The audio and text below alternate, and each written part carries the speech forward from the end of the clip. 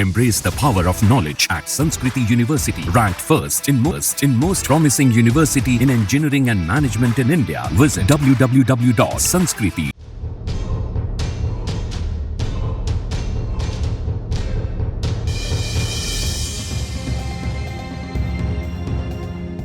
हरियाणा अब अपनी नई सरकार के इंतजार में है। प्रदेश की जनता अपने लिए नए और भरोसेमंद विकल्प को तलाशने में जुटी है।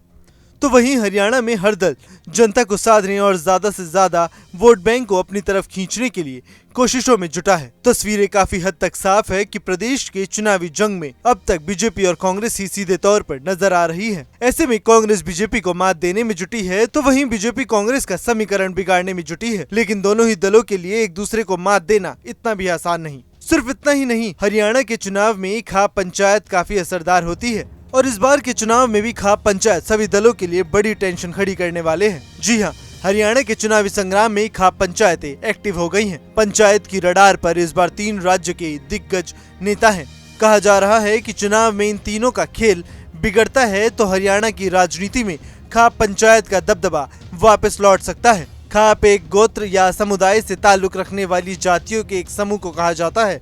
खाप पंचायत साल 2014 से पहले अपने सियासी ताकत और सामाजिक संरचनाओं की वजह से सुर्खियों में रहती थी, लेकिन 2014 के बाद इन पंचायतों का सियासी रुतबा भी कम हो गया था।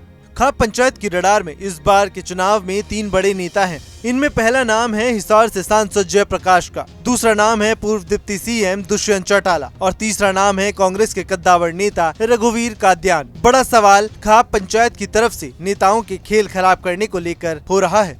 दरअसल हरियाणा की राजनीति में छोटे बड़े करीब 150 खाप पंचायतें हैं। चुनाव के वक्त इन खाप पंचायतों का दबदबा हमेशा की तरह इस बार भी बढ़ गया है। माना जाता रहा है कि खाप पंचायत के लोग नेताओं को जिताने से ज्यादा चुनाव हराने में अहम भूमिका निभाते हैं। तो वहीं जिन उम्मीदवारों को हराना होता है उन उम्मीदवारों को लेकर खाप पंचायत के लोग बैठक तक करते हैं। बैठक में उम्मीदवारों को हराने के लिए किस तरह की रणनीति बनाई जाए, इस पर फैसला किया जाता है। फिर इसी रणनीति से उम्मीदवार को हराया जाता है। खाप पंचायत की वजह से हरियाणा में 2 बार बड़ा खेल हो चुका है।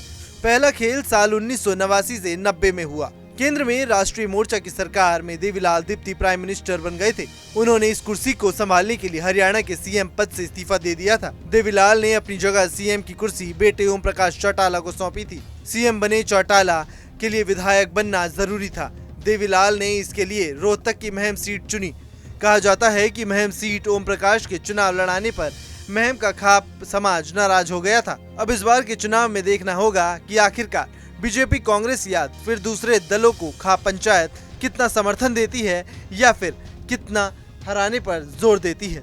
Bureau report, news nation. Embrace the power of knowledge at Sanskriti University, ranked first in most promising university in engineering and management in India. Visit www.sanskriti. News nation अब व्हाट्सएप पर खबरों के ताजा अपडेट के लिए न्यूज नेशन के इस QR code को स्कैन करें।